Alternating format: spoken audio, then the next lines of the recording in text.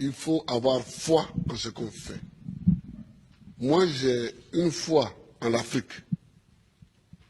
C'est tout. Et je fais ce qui me semble bon pour l'Afrique.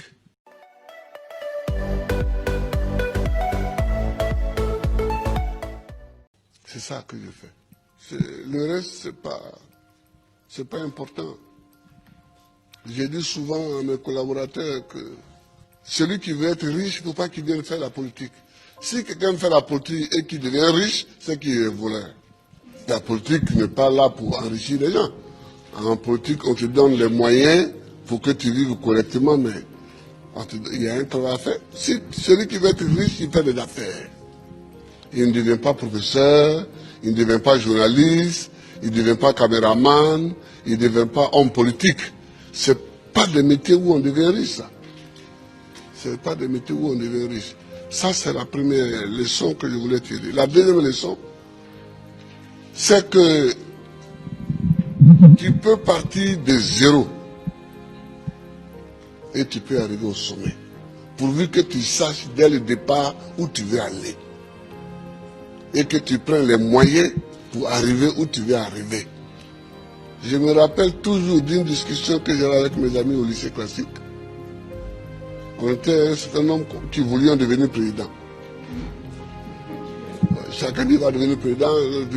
Et il y en a un qui m'a dit, moi je vais d'abord faire les affaires, parce que sans argent on ne peut pas faire la politique, on ne peut pas devenir président. Et je lui ai dit, moi, c'est parce que je ne vais pas faire les affaires, que je vais être pauvre, que je vais avoir les mains propres et que je vais devenir président. Aujourd'hui, mon ami, il a eu beaucoup d'argent, effectivement. Il a beaucoup d'argent, mais il n'est jamais devenu président. Il n'a jamais même été candidat.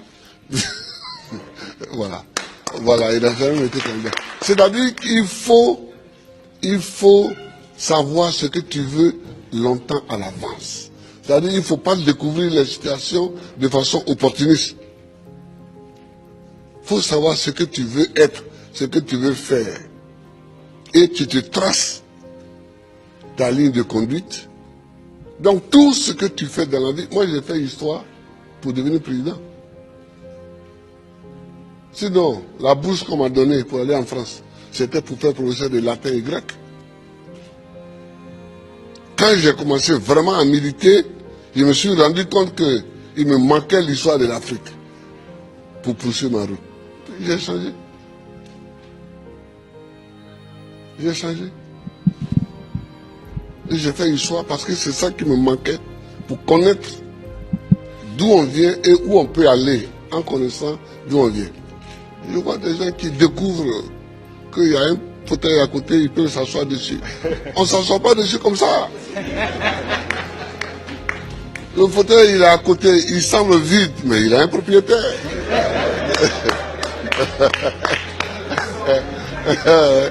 Il a un propriétaire.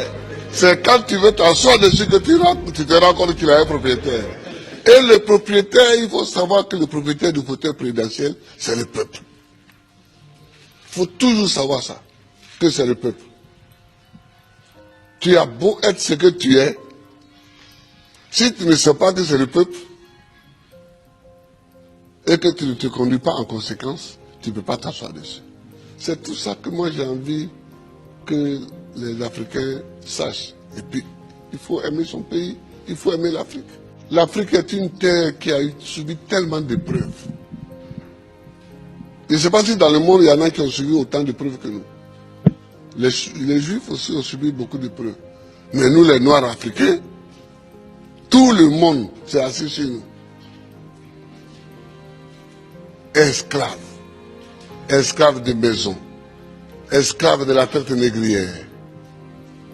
Colonisés. Torturés culturellement. Parlant les langues des autres. Tout ça. Décolonisés. Mais nous, on a des grands combats à mener. Et les grands combats que nous avons à mener, ce n'est pas pour se venger des gens. C'est pour au moins être homme aussi, comme les autres. C'est ça qu'on appelle la dignité.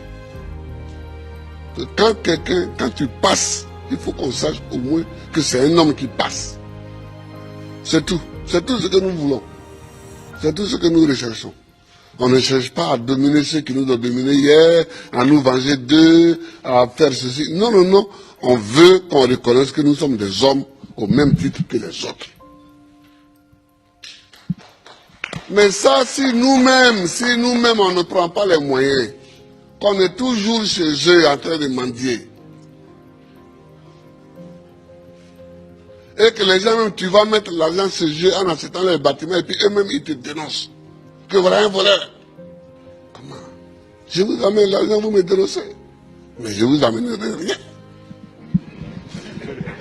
Ah oui? Moi, quand je vois des chefs d'État africains qui sont dénoncés en Europe, parce qu'ils ont investi en Europe, ça me fait pitié pour l'Afrique. Ça me fait pitié pour l'Afrique. Ça me fait pitié pour l'Afrique. Non, oh, il ne faut pas faire pitié.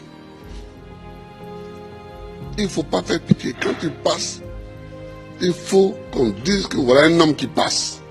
C'est tout ce que nous cherchons aujourd'hui, c'est notre combat. Moi, que si je ne passe pas les vacances en Europe, mais est-ce que je ne suis pas président?